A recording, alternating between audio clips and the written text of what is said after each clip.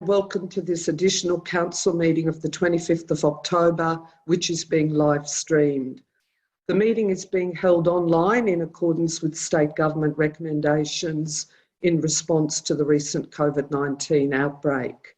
I'm Lydia Wilson, Chair of the Panel of Administrators at the City of Whittlesea, and I'd also like to introduce my panel colleagues. Firstly, Mr. Chris Eddy. Good evening, Chair. And Ms. Peter Duncan. Good evening, Chair. And I'd also like to introduce our Chief Executive Officer, Mr. Craig Lloyd, who in turn will introduce council officers in attendance. Good evening, Chair, and good evening, everyone. I'd like to introduce our Executive Manager of Governance and Strategy, Mr. Frank Joyce, our Director of Community Wellbeing, Ms. Kate McCackey, Director of Corporate Services, Ms. Amy Montalti, Executive Manager of Public Affairs, Janine Morgan, Director of Planning and Development, Mr. Justin O'Mara, and Director of Infrastructure. Sorry, that's it. Thank you very much.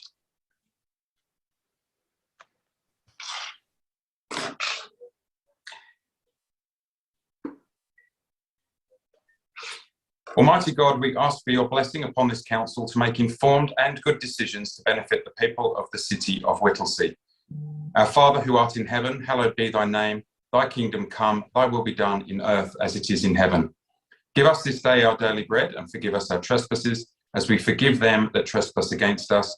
And lead us not into temptation, but deliver us from evil. For thine is the kingdom, the power, and the glory, forever and ever. Amen.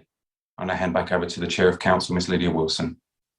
Thank you, Mr. Lloyd. And on behalf of the City of Whittlesea, I recognise the rich Aboriginal heritage of this country and acknowledge the Wurundjeri Willem clan as the traditional owners of this place.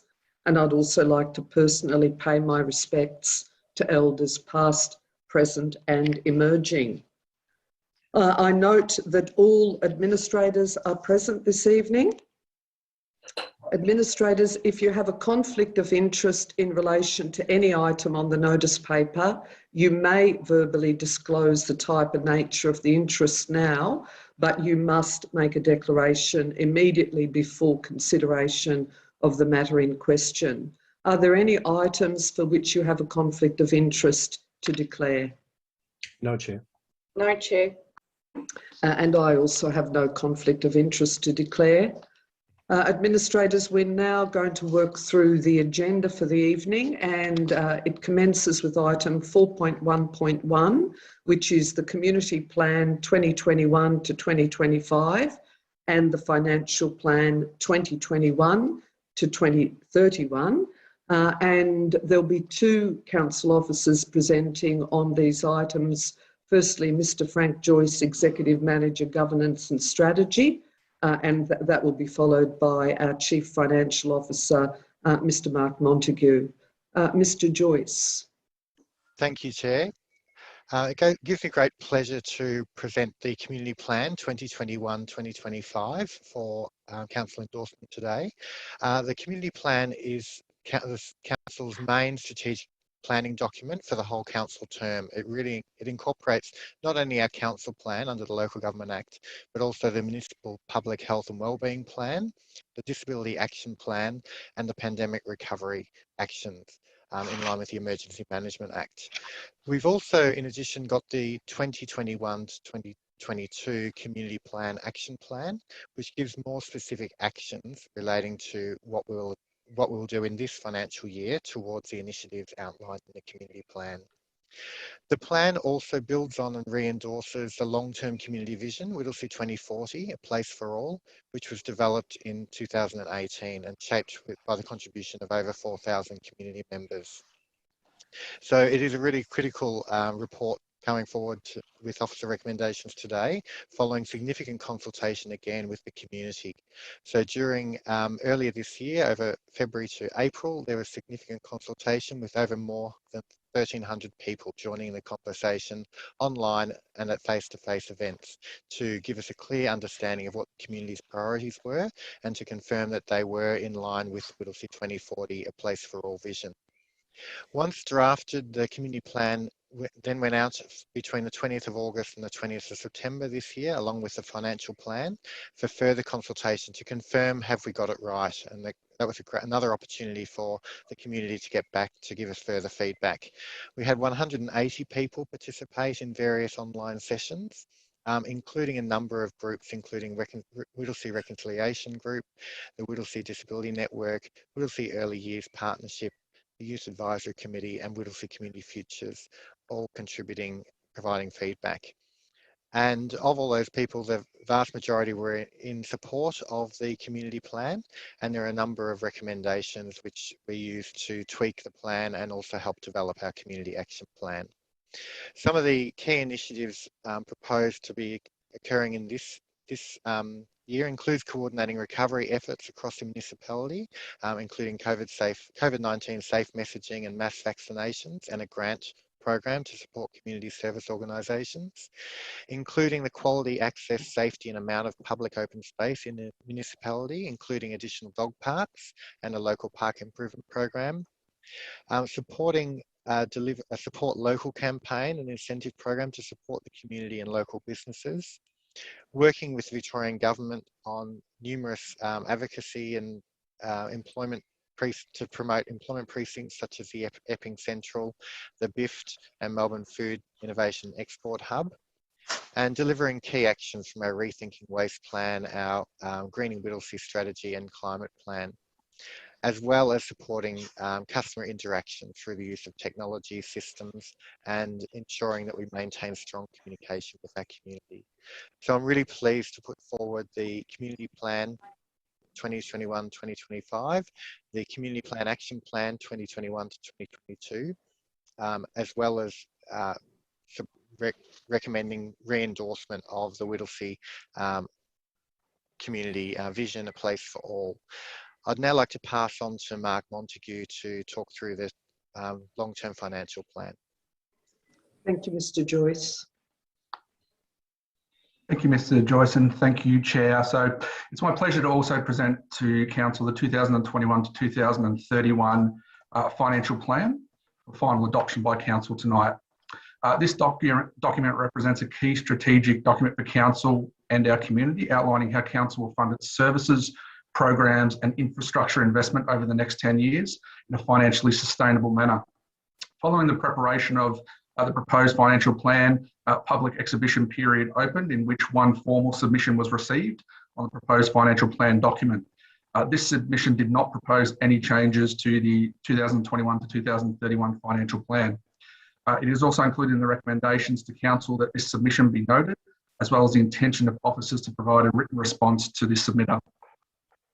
I'd certainly like to pass on a big thank you to all members of our community who took the time to read through the financial plan document and provide their feedback, largely of which was positive from that side of things. And certainly mindful that's probably not the most entertaining of reads financially from that sense. So certainly appreciate the time and effort that everyone has put to having a look at what is a key strategic document that outlines how Council will allocate its resources over the next 10 years.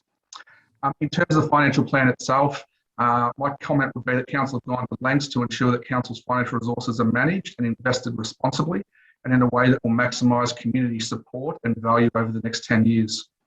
This is certainly evidenced by the strong proposed capital works program, which is averaging close to $89 million per year over the next 10 years and is focused on the delivery of infrastructure and projects to support our growing community. This will be supported by our ongoing investment in the delivery of Council key services and programs to continue to support our community. I think Council's small cash surplus over 10 years, which is in the order of about $5 million, highlights that Council's taken every opportunity to invest funding back into community programs, infrastructure development, etc., and support wherever possible.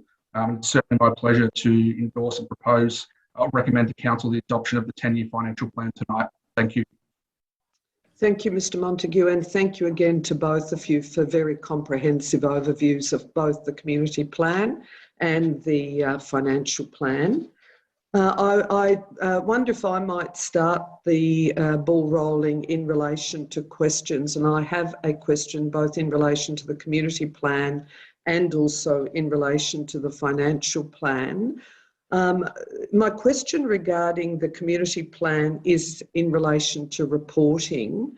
Can you just clarify, Mr. Joyce, are we going to be reporting on the action plan 2021 to 2022, or are we going to be reporting on the overall community plan on an annual basis? Thank you, Chair.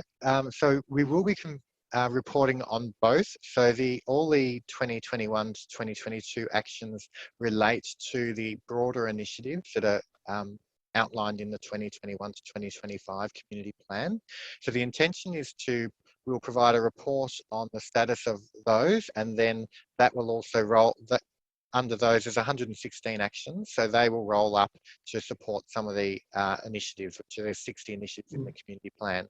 There are a couple of initiatives in the community plan which, because of the focus this year, especially on the pandemic recovery, and some of them are the very longer term initiatives in the community plan that may not have any specific actions for this financial year, but they'll be kicking off in the 2022 to 2023 community plan.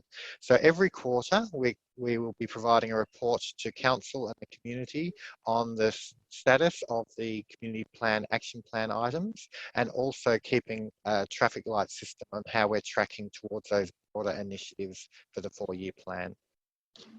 Excellent. Thank you, Mr. Joyce. Mr. Montague, to you, you noted that we've had one submission from the Youth Advisory Committee and we'll be writing back to the committee with the formal response. I note that in the report you indicate that they had a query regarding capital investment and also loan borrowings in 2021-2022. I wonder whether you could just briefly comment on their queries. Sure. So the question in relation to loan borrowings was targeted at what the intended projects in relation to those borrowings, or what the allocation was expected to be from that sense. So from that side of things, happy to respond that that proposed borrowing actually is replenishment of council cash that was effectively intended to be, projects intended to have borrowings allocated against them that council cash was used on. And it's now intended that those borrowings be used to replenish that cash into council's cash reserves from that sense. The question on the capital works side of things was regard to waste and council's intended capital investment in waste over the 10-year period from that sense. So certainly we'll be able to provide a response on that. But largely, I think it was in relation to waste facilities, but we certainly provide a response, as I mentioned, to that. But largely, the waste costs and 10-year financial plan are from an operating perspective from that sense. So we'll provide a response in due course as to what that all means from a capital investment perspective. Thank you, Mr. Montague. Administrators, do you have any further questions? No, thank you, Chair. Mr. Joyce actually answered my question, which was going to be what's the reporting back process and the frequency of that. So that's been covered for me. Thank you. Thank you, Ms. Duncan. Mr. Eddy? No, Chair, those presentations have been quite comprehensive, so I'm more than happy for it to go to the vote. Thank you, Mr. Eddy. If there's no further questions, I would be delighted to move the officer recommendation for item 4.1.1. And I note that we've already had really comprehensive overviews of both the community plan and the financial plan, but I just wanted to make a couple of comments from my personal perspective. And we have spoken about both these documents previously in the process of putting them out for public exhibition at the time that they were endorsed for that at council.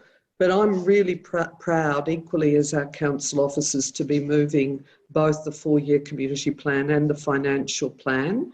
And I just wanted to know, particularly in respect of the community plan, Mr. Montague made the comment that the financial plan's a more technical, complex document, but both of them I think are in plain English, and as much as a financial plan can be, they're really easy to navigate.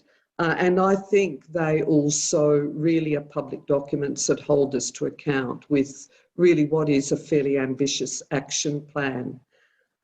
We've gone through an enormous process of community consultation in both the development of the draft documents and then subsequently undertaking further community consultation. And both Mr. Joyce and Mr. Montague have talked about the extensive feedback that we've had. And I know that there's over 1,300 people who have contributed to the development of those plans. And I also wanted to echo our appreciation for the contribution of so many community members, but also to note that as administrators, we've been very privileged to be part of those processes and to hear firsthand from quite a number of residents in relation to their aspirations and their priorities and views. And Mr. Joyce made comment that we've just made some further refinements to the document that's being considered this evening from the draft community plan. I'm a really huge supporter of the integrated approach that's been used and the fact that, as Mr. Joyce indicated, the community plan subsumes a number of critical documents within it, such as a municipal public health plan, amongst other things. And I think that that is a really positive development. And then just a couple of comments in relation to the financial plan. From my perspective, it is really a responsible financial management approach, which takes into account some of the impacts of pandemic recovery, and particularly for our community and business sectors, but also other external factors that are critical to us, such as rate capping and that external environment. I just also want to echo enormous appreciation to our staff from right across the organisation for their leadership in the development of the community plan and the financial plan. And there are many, many staff that have been involved, and for the genuine community consultation that's occurred. I think our staff have been very, very responsive in relation to listening and hearing the sentiments of our residents. So, Mr. Lloyd, if you could please ensure that the appreciation of administrators are passed on to the multiplicity of staff who have been involved in the development of these critical documents. Thank you. Would the seconder of this item like to speak to it? Yes, thank you, Chair. I think you've really summarised very well the thoughts of the administrators. Ms. Duncan, sorry, could I just stop, because I'm not sure that I'd actually called for a seconder for the item, which I might then do first and then ask you to speak to it. So do I have a seconder for this item? Thank you, Administrator Duncan. Would the seconder like to speak to this item? Yes, please. Thank you. As I've said, you've pretty much summed up the views of what myself and I presume Administrator Eddie think.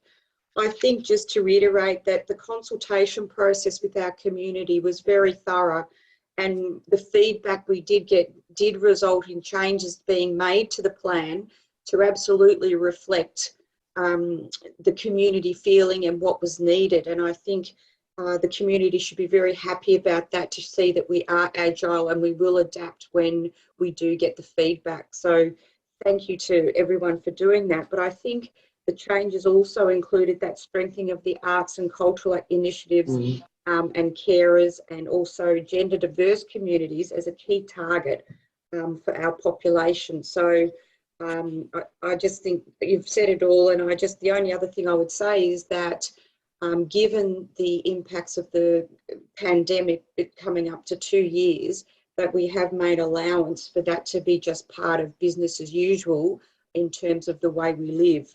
So I think that's, the good foresight to do that, because it's not going anywhere soon. But obviously also the gathering place, which we endorsed some months ago, I think is a very good initiative and a long time coming. And also that, as Mr. Joyce has said, that access to safe and quality open spaces and things, because that was very strongly in the feedback we got, that people need to feel safe when they're walking in parks and etc., particularly from our young people.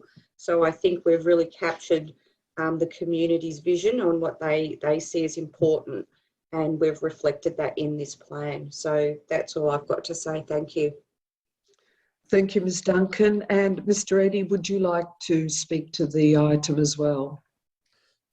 Yes, I will. Thank you, Chair. And Administrator Duncan presumes correctly when she says that she's speaking of like mind with me on this. This is probably the single most important decision that we as a panel of administrators will make in our entire term, because we're effectively acting as a council and setting the strategic direction for a period that goes beyond our term, and therefore it's vitally important we get this right.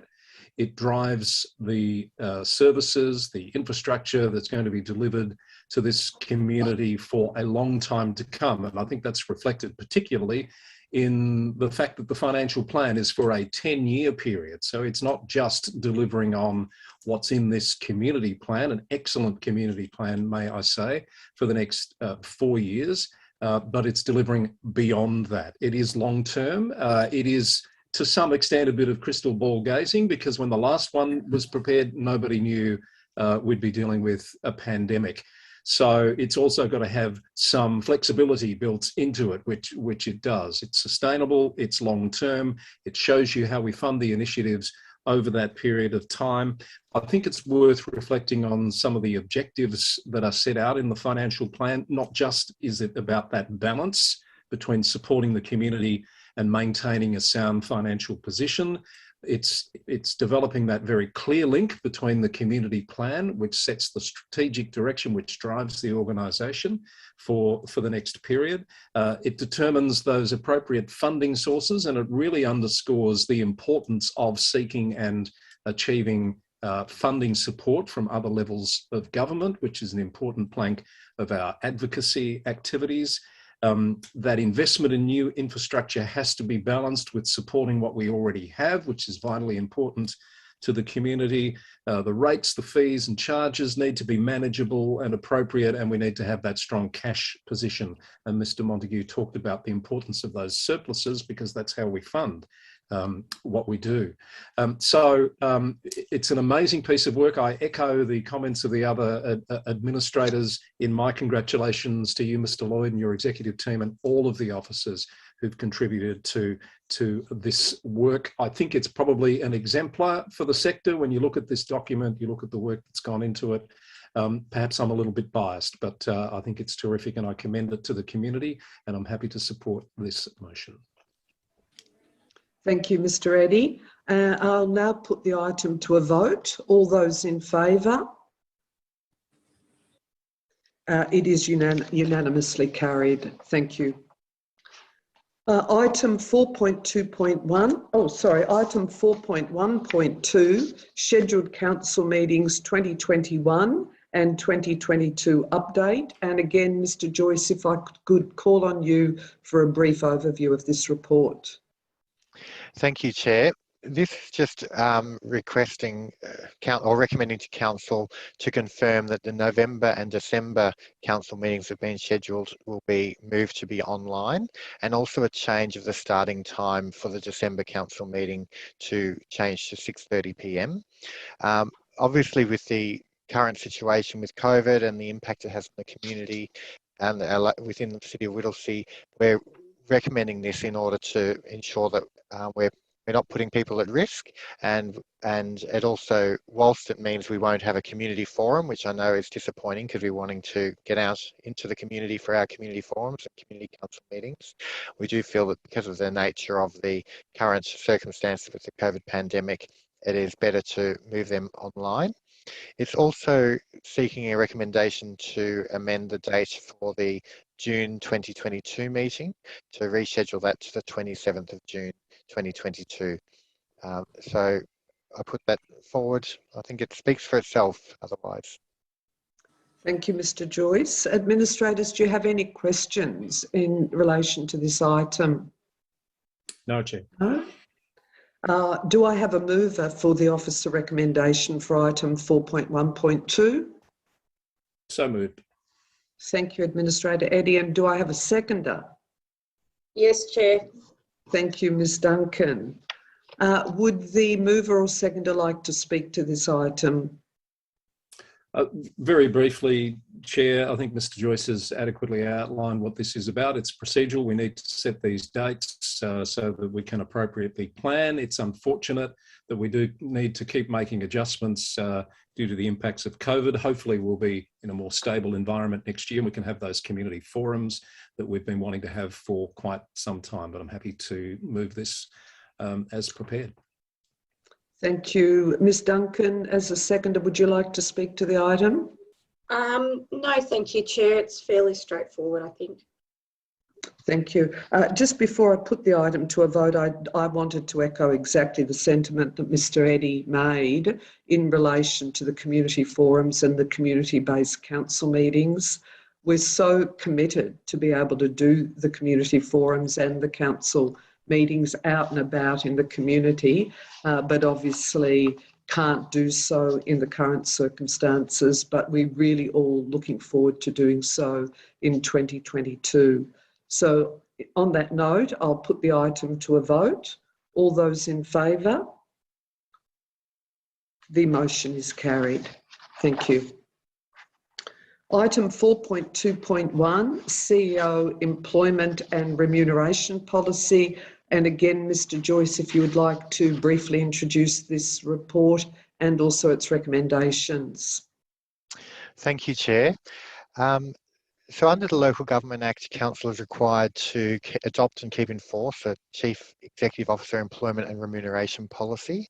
Prior to now, we've had terms of reference regarding a CEO Recruitment and Advisory CEO Employment Matters Advisory Committee, and we've actually, by looking at best practice, doing work with the Local Government Victoria and also considering other councils and our existing CMAC terms of reference, we've developed this policy which really will set the policy position for council to cover the recruitment and appointment of the CEO, approving a contract of employment between council and the CEO, the appointment of an acting CEO when it's outside the CEO's delegation, outlining the requirements of the independent professional advice and professional member of the CEO Employment Matters Committee, and the process for monitoring and reviewing the CEO's performance on an annual basis, as well as determining the remuneration. Following discussions with our existing CEO Employment Matters Committee, we also looked at the CEO protocol, which was updated and also attached as an appendix to this proposed employment and remuneration policy. That just outlines some more of the administrative requirements and agreements between the CEO and council in managing that relationship. So I'm pleased to put forward the recommendation that council resolve to adopt the CEO Employment and Remuneration Policy contained in attachment effective from tomorrow. The CEO Advisory Committee reference and the CEO Protocols Policy effective tomorrow, because they will be absorbed into the new policy as it stands. Thank you, Mr Joyce. Administrators, do you have any questions in relation to this item? No. Do I then have a mover for the officer recommendation for item 4.2.1? Happy to move this, Chair. Thank you, Ms Duncan, and I'm happy to second the item. Ms Duncan, would you like to speak to it? No, thank you. As a seconder, I only will make one very, very brief comment, and it relates to the point that Mr Joyce made about best practice. I think that, again, this policy is best practice, and there's a number of elements that are contained within it that are really about public accountability and transparency, and I really strongly endorse the development and refinement of this policy. Unless Mr. Eddy wanted to speak to it further, I will put the item, no, I'll put the item to a vote. All those in favour? The motion is carried. Administrators, I now require a motion to close the meeting to the public under section 66(2)(a) of the Local Government Act 2020 for consideration of confidential items. Item number 5.1.1, confirmation of minutes and associated actions of CMAC meeting held on the 14th of October 2021. Do I have a mover to close the meeting for consideration of confidential items? Thank you, Mr. Eddy. And a seconder? Yes, Chair. Thank you. Thank you, Ms. Duncan. And I'll now put the item to a vote. All those in favour? The motion is carried. That brings us to the end of the open meeting, and therefore I declare the open meeting closed. Thank you.